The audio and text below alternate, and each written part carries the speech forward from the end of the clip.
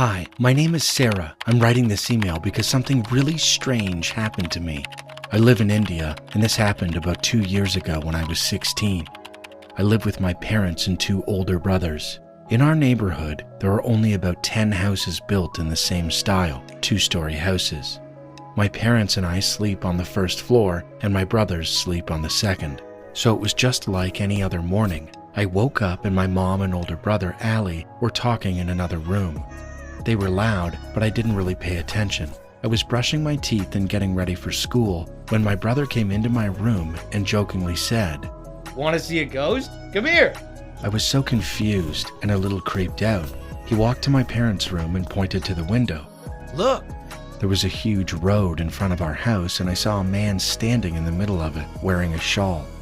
It was winter and the fog was thick outside, making it hard to see. He was looking to the left, where there were bushes and dense trees. It looked like a small forest. My mom was terrified, having never seen him in our neighborhood, but I thought he was waiting for someone. We watched him for about 10 minutes, and what really gave me the creeps was that he just kept staring at the bushes without moving a muscle. Then we shrugged and started getting ready for the day.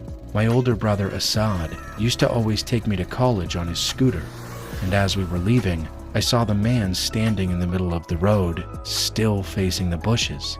My brother passed him, and I watched him closely for a few seconds.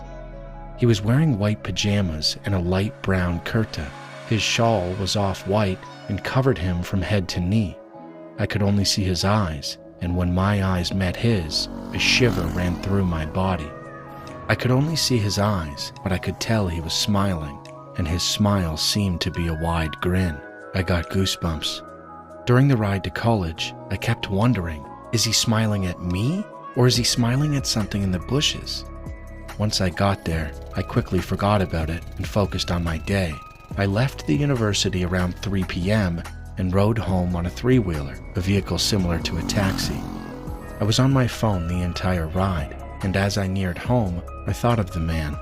I looked outside and saw the same man still standing there in the same position. The thought of him standing there for 8 hours in the winter without moving a muscle was mind-boggling. I was horrified. The driver was driving in the opposite direction, so I couldn't see his face, only his back. I wondered if he was still smiling. I went home, ate, and slept. I woke up around 10 p.m., the time my dad usually gets home from work. My mom and I were talking about the day, and I had completely forgotten about the man. Then my dad arrived and told my mom he had been standing there since morning. I ran to the window, and sure enough, he was there, staring at the bushes, not moving a muscle. Before coming home, my dad went to the man and asked him why he'd been standing there all day, but he didn't say anything. We were all so confused as to why he'd been standing there all day, especially in the winter. After dinner, before bed, my dad told us to lock all the doors and windows. He didn't usually say that, so I figured it was about the man. I locked everything and double-checked to see if he was still there, and to my surprise, he was. We went to bed, and the next morning, I was eating breakfast and watching TV when I suddenly remembered the man.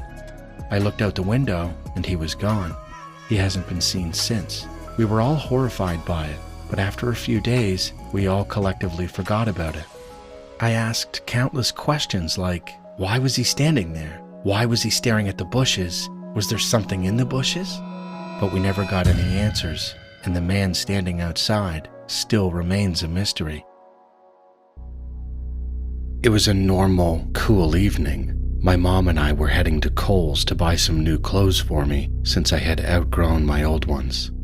We walked in, and at first, nothing seemed out of the ordinary. At one point, I grew bored of looking at clothes, so I told my mom I was going to explore the store on my own. She nodded and told me to stay close. As I wandered off, I noticed a woman. She was dressed in all black with long black hair, and she was staring right at me. Her eyes were wide open, black eyeliner streaked down her face. Her eyes were so wide it looked unnatural. A wave of fear hit me.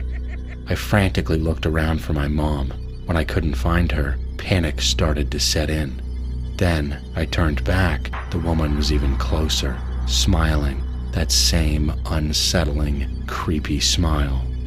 I was so scared I couldn't even think straight. I didn't have a phone, so there was no way to call my mom for help. Thinking quickly, I darted into the clothing racks, trying to hide. Then, a hand grabbed my shoulder. I stifled a scream and spun around. It was my mom. Relief washed over me, even as she scolded me for running off, but her words barely registered.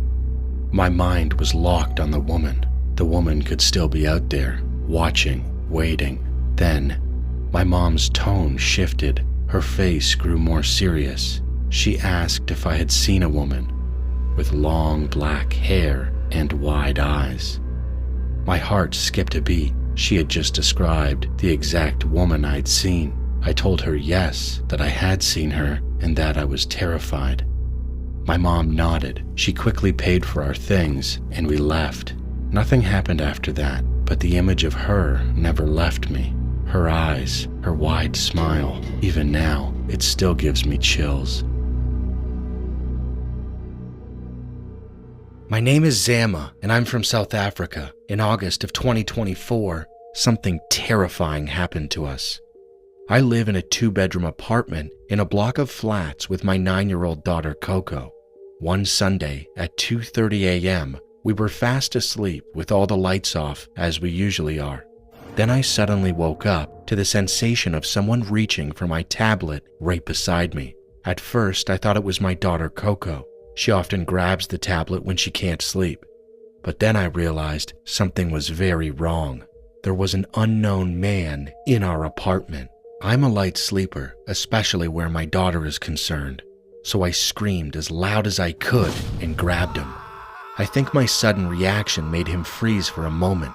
He already had my iPhone in his hand, the one Coco had been using earlier that evening. We started fighting, and as we struggled, we both fell on top of my daughter, who was still asleep. I was terrified, thinking if he overpowered me, he'd go for her next. I pushed him out of my room and into the living room.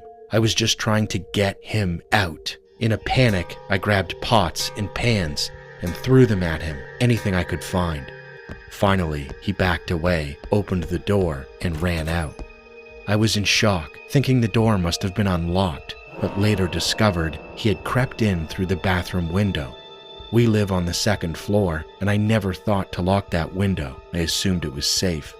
He was skinny enough to step on the balcony rails and squeeze through the burglar guards.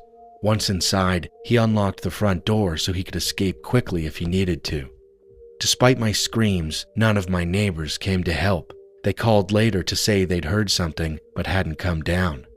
I was devastated, but at least I managed to cancel my bank cards on Apple Pay before any payments went through. We don't live in that apartment anymore. We're okay, but we're scared of living alone for now.